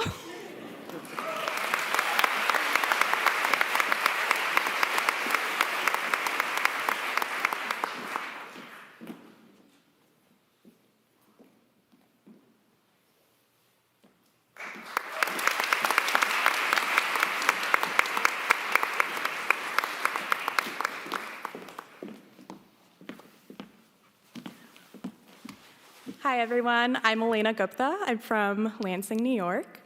I'd like to begin by thanking my family, especially my dad, without whom I wouldn't be living my American dream today. Thanks for hopping off that plane and buying that Diet Coke as soon as you landed.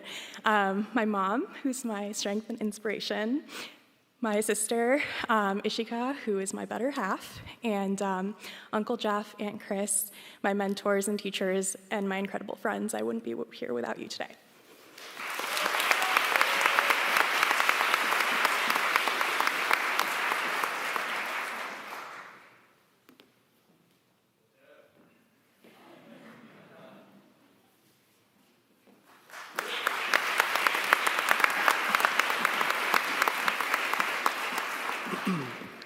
My name is Jeff Nickel. I'm from Derry, Pennsylvania, and I'd like to thank my entire family, in particular my mom and my two big sisters, for supporting me on this path.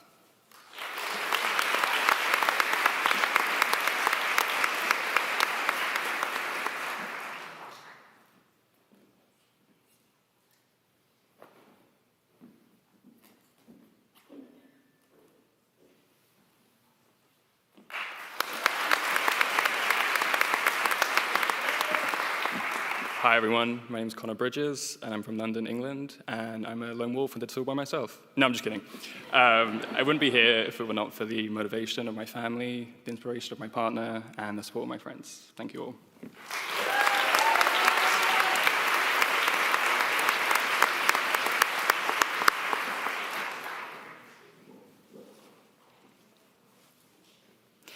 Would the on-doctoring group of Doctors Sanders and Robert please come to the stage to be coded?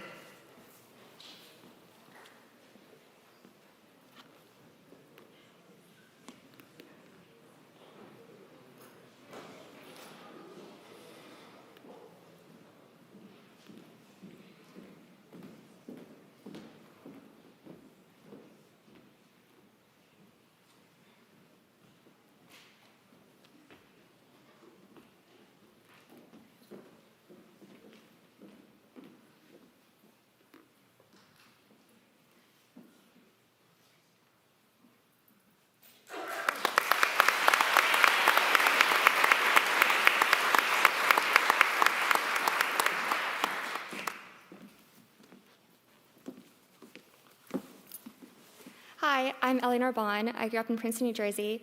I'm so happy to be here. It's such a surreal moment. Thank you so much to my family and my parents. My mom for being the kindest, most compassionate person I've ever known. My dad for your great support always, and my brother for making me a better person, and my boyfriend Michael for being so nice to me. And also my cousins and grandparents and aunts and uncles who are so supportive, and so many great friends, especially my friend Margot, who read more essays for me than anybody should ever have to read. And all the mentors who were such big inspirations for me. Thank you.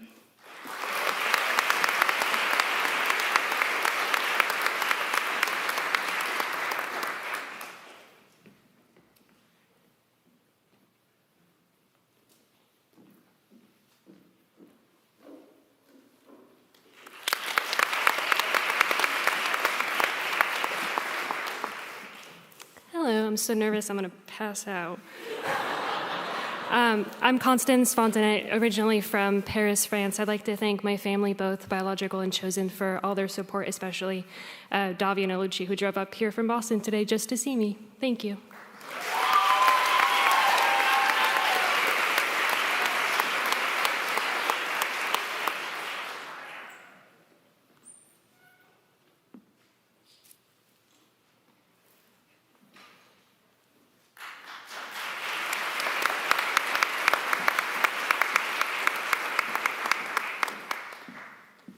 Hi, I'm Travis Byram. I'm from Charlotte, North Carolina. I want to thank all my family and friends watching, my mom, dad, and my brother and sister. Thank you for your love and support.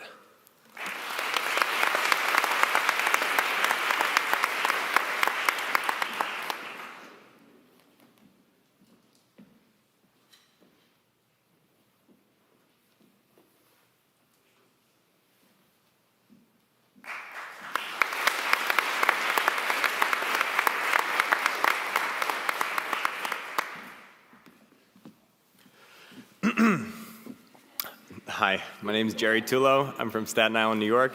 I just want to thank my family, my mom, my dad, my girlfriend Annie, my uncles, for all the love and support along the way.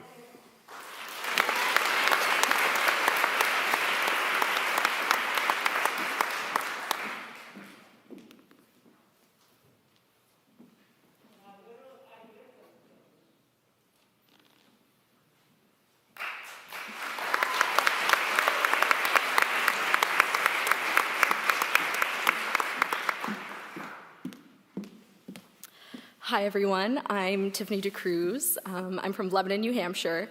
And I just want to thank my entire family, my extended family in India, my mom and sister who are here today, and my dad, who is my own personal guardian angel. So thank you all.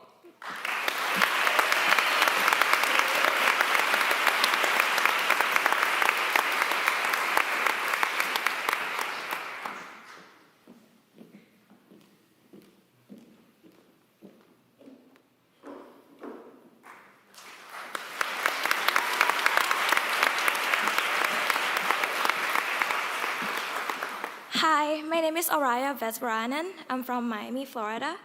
I would love to give big thanks to my grandma, who inspired me to pursue a career in medicine, my wonderful family, my younger sister Ria, my awesome group of friends, Hannah, and Cecilia and Lauda, and lastly, my wonderful partner Rick, who always believed in me, even when I didn't believe in myself. I love you guys. Thank you.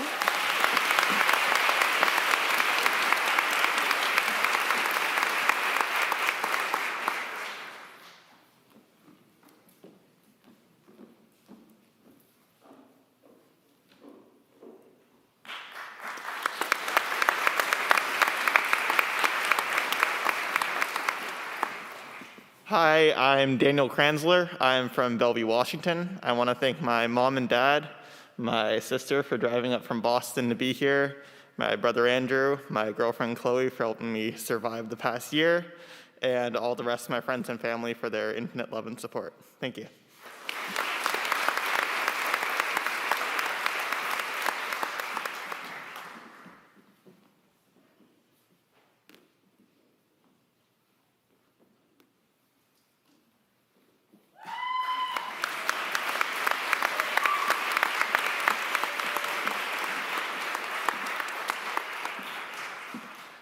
Hi, everyone. You know, it's a little more intimidating up here than it is watching all of you already having done it.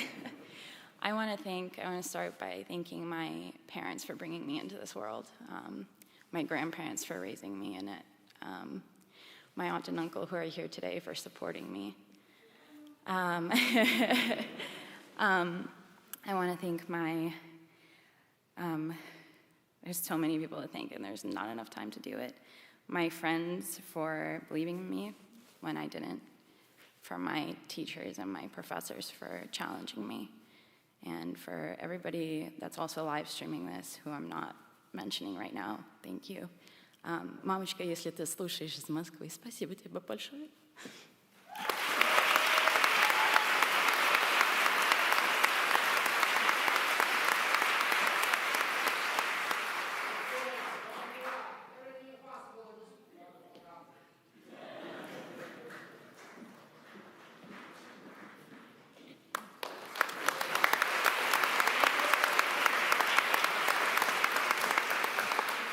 Hi everyone, I'm Soham Kale.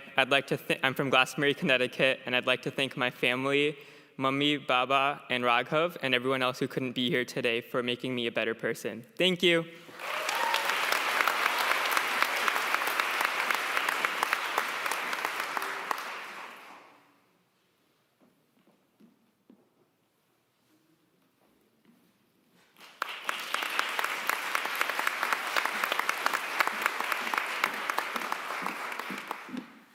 Hi, I'm Paulita Lara Mejia. I'm from Quito, Ecuador, where my family is watching from today. Hola, familia. I wouldn't be here today without the love and support from my family, my mentors, my friends who are like family, and especially to my parents. This is for you. Gracias por todo.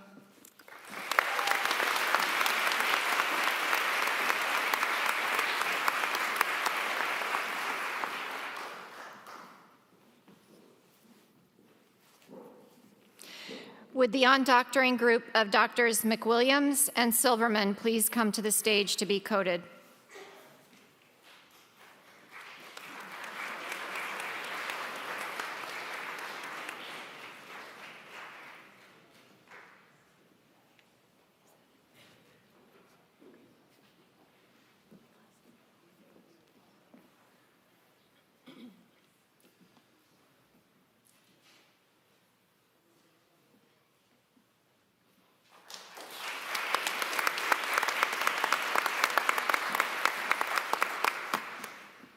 Hi, I'm Sage from Portland, Oregon. I'd like to thank my beautiful parents, my grandparents, the sun and the natural environments around me for raising me with their love and light. Thank you so much.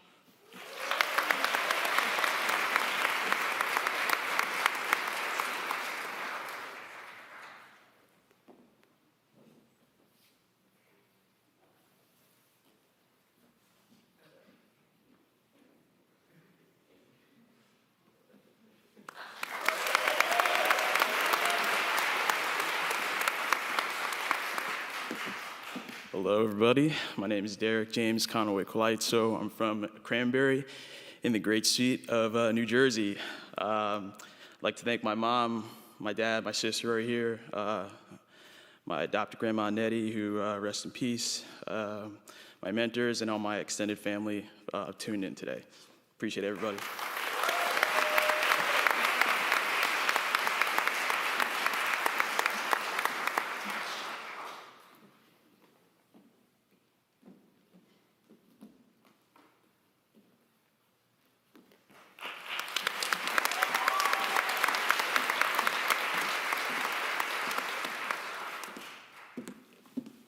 Hi, I'm Maddie Newmeyer. I'm from Dillon, Colorado. I want to thank all of my amazing friends and family, specifically my parents who are right over there. Thank you guys for everything that you've ever done for me. I would not be here without you, so thank you. I love you.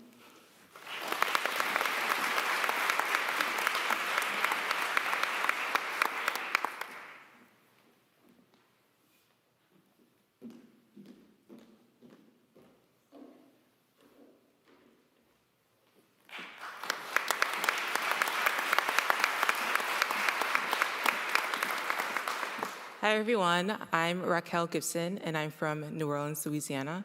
I would like to thank my family, including my mother and my sister, my amazing friends, and my college mentor, Dr. Richardson, for always believing in me.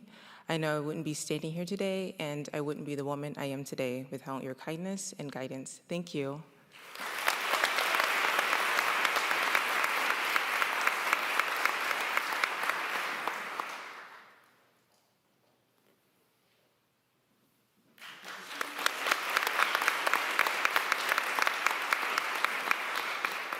Hi, I'm Ellen Schenk from Mount Sterling, Illinois. Thanks so much to my family, especially my mom, for your continued support of my persisting to honor this dream.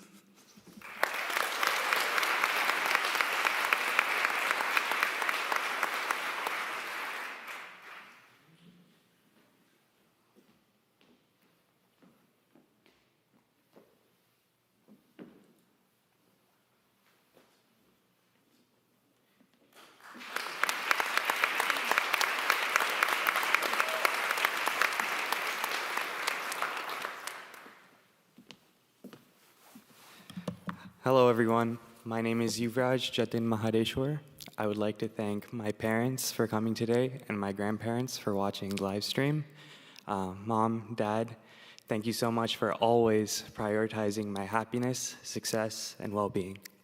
This coat is as much yours as it is mine. Thank you.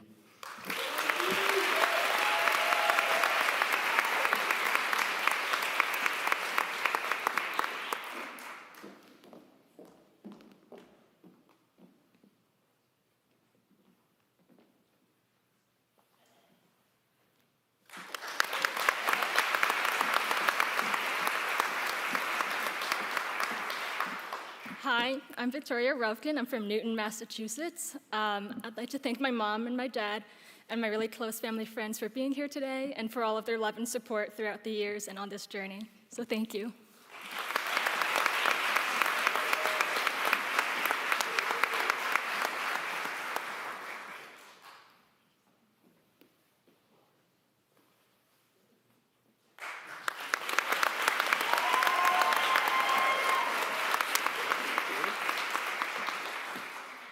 Hello, hello. My name is John Emery. I'm from the very small town of Mexico, New York. I would like to thank my parents, my late mother, Michelle, who is my inspiration, my reason for being here, my father, James, who is right over there, my amazing grandmother, Lucy, who is also here in the flesh, and my sister, Elizabeth, for putting up with me.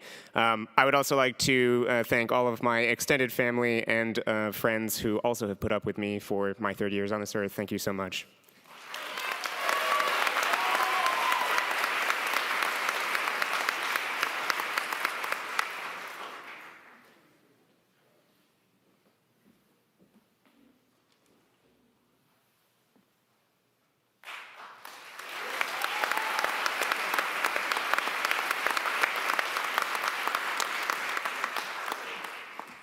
Hi, my name is Trevor Canty, and I'm from Billings, Montana, and I want to thank my mom, dad, and little sister Lauren for coming out today.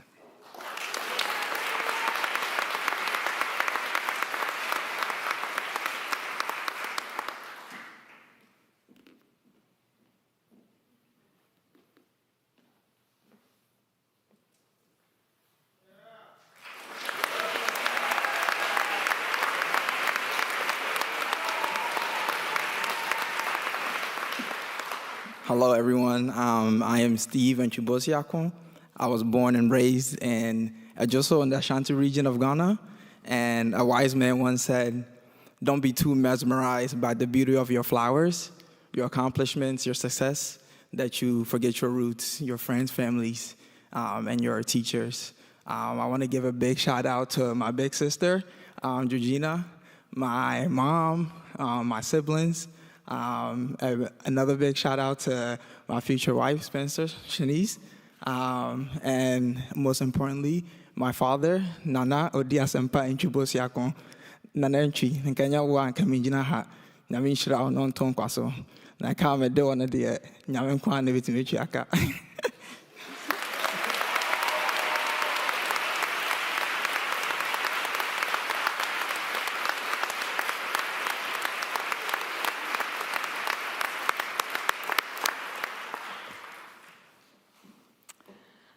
think that's everyone. Would the class of 2025 please rise to receive our heartfelt congratulations and a hearty round of applause.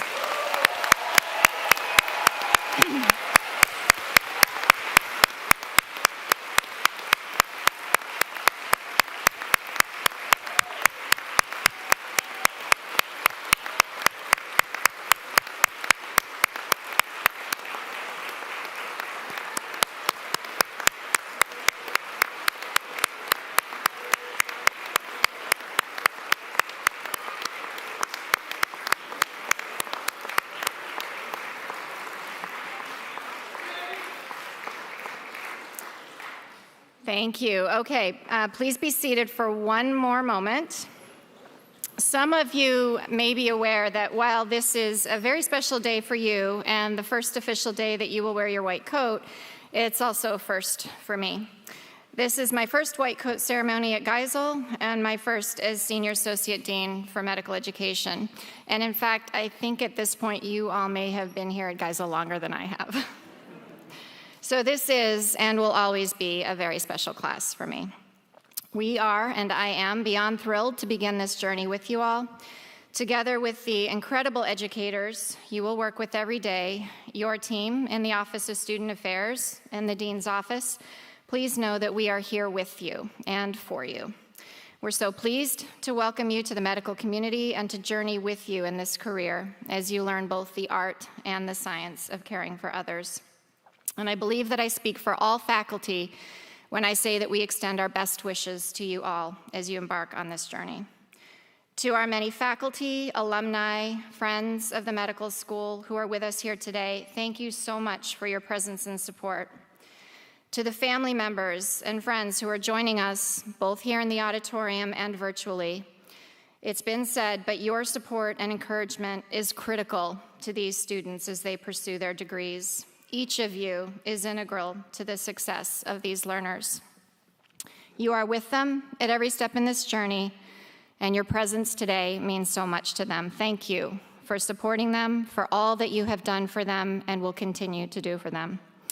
I'd like to extend a special thanks to the many individuals who contributed today to help make this wonderful ceremony a reality: the Dean's Office, the Offices of Alumni Relations, Medical Education, and Student Affairs. Thank you so much to the staff for coordinating the white coat ceremony: Kate Adams, Michelle Shamley, Terry Eastman, Margot Gwelsendorf, Tina Hoisington, and Taryn Weinstein. These events require much planning and coordination, and we appreciate your dedication to the students, to the school, your time, and the care that you take in everything to make this happen. An official class photo will be taken immediately following the ceremony, so students, we ask that you please remain seated at this time so that we may arrange your photo here. For our guests, we have a lovely reception planned for you today. We'd like to ask all guests to please exit the auditorium and enjoy the reception in Alumni Hall, Hopkins Center. And our staff will help direct you, and your students will join you shortly. It is so nice to be together with all of you. Thank you again.